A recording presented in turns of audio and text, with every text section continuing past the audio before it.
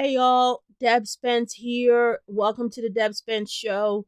What I want to do is share with you a workshop I did 3 years ago where we reverse engineered the income that the agents wanted to make, put in some variables such as commission splits and um, income amount, and came up with how many listings they needed to do and sales transactions they needed to do per month. And then from the per month, you can reverse engineer and see how much activity you need to do per day, per week, and so on. This is a spreadsheet that I can send to you. If you're interested, just comment below, send spreadsheet, or hey Deb, I'm interested, send it over, or something of that nature. I'm not very slick with what you should put in the comments, but either who, enjoy this workshop and let me know if this is helpful. Thank you so much. Okay, so this listing and sales goal formula is for you to calculate how much money you want to end up with at the end of the year, which would be your goal right here, your annual real estate goal. Now, the formula to be successful in selling real estate and to get started selling real estate is by one, having a commitment, a desire to do it. Two, being able to make calls and talk to people. It don't have to be cold calls. It could be warm calls, talking, or hot calls, talking to friends, family, associates, employees, people you work with.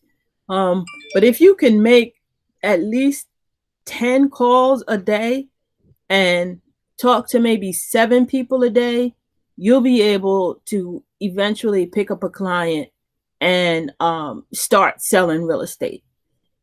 Whether it is what you're doing, Falaji, with your investment deals, in order to get people to come on with you, you got to constantly be on the phone talking to people, scheduling appointments for showing your presentation. If you want to focus on listings, I think Dejanira, you prefer doing the listings. You got to, constantly call at least 10 people a day and communicate that, hey, I'm a listing agent. I can sell your home.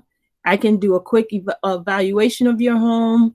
And if you're doing that every single day, 6 days a week, within 6 weeks, you'll have one client. But if you do more, if you 10 times that and do 100 calls a day, then by the end of 6 weeks, you'll have 10 new clients.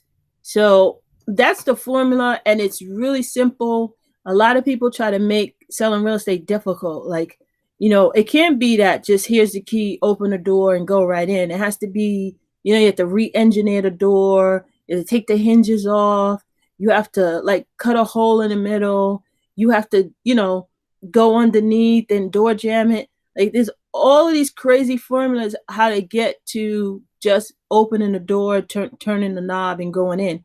And you have the key. The key is talking to a lot of people.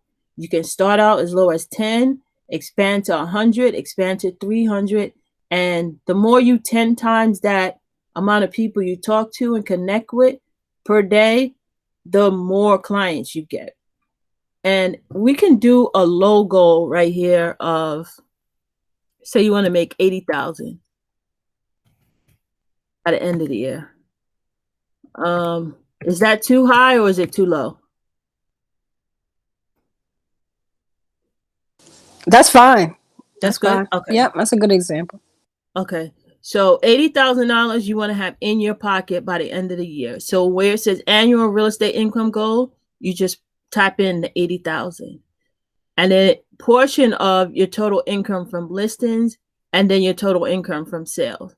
So if you really like working with buyers, then this would be, let's say 90%, and this would be 10%, because maybe eventually you'll have a buyer that also has to sell their home.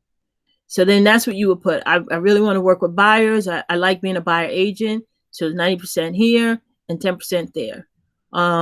If you really prefer not having to be out there shuffling around buyers and showing homes, then this would be 90% and this would be 10%. So vice versa. If you want to do a mixture of the two, then 50-50.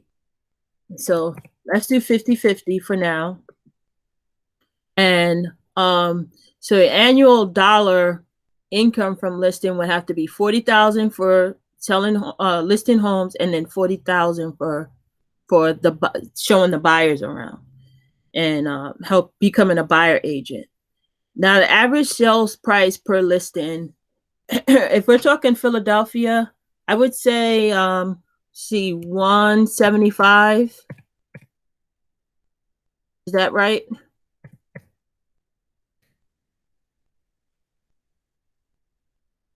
I need to put on my glasses. Yeah. Okay. 175,000 for Philadelphia. I mean, this number could be higher. It could be 250, and it also can be pretty much working with buyers is a little higher. So I'm gonna say 250 for buyers. And then your average commission per listing. We could say 2.5%, or we can say 3%. When I was working as a buyer agent and working as a listing agent, the listing side, I didn't mind taking as low as 2%. And on the buyer side, I was firm at 3%. But I'm going to put 3% for both.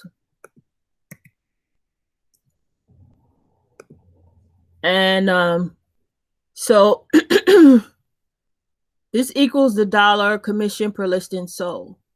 So for every listing sold, this would be the dollar amount. And then you have to break down, well, what is your commission? What is your percentage? Total agent portion of total commission percentage. Is it 100%?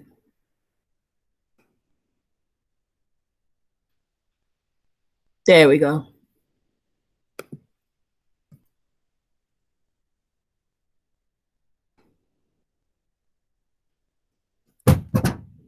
Okay, sorry about that. So again, the average sale price in Philadelphia, I'm just rounding to 175. If you're working with a buyer, is often on a higher side, unless you're working with investors, that would be 250. 3% commission equals the $5,250 in commission that you would be paid. If you break that down and put in your split, you get 100% split, then it would be 100%. If you get 70% split, then this was what it would be. And if you get 50, that number you can put in there as well. So if we put it down to a 70% split, you would have to have 2 listings per month and 1 buyer per month, meaning 1 agreement sale write-up per month and 2 listing appointments, listing agreements per month written up. And that would give you the $80,000 at the top. Now, if we change this number and make it lower to, let's say you really don't want to work that hard, you want to just coast along, we can put 30,000 in there, which is not a bad number if you also have another job.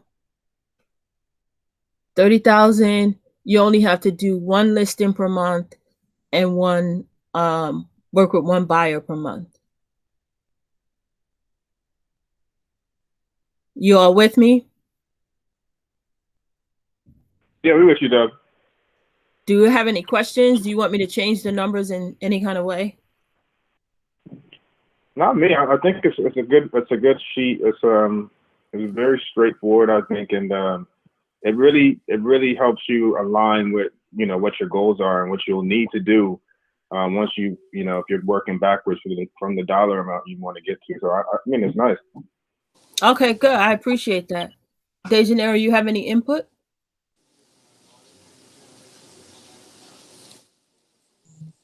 No, because I know that because I work, I'm just trying to find my sweet spot, Okay.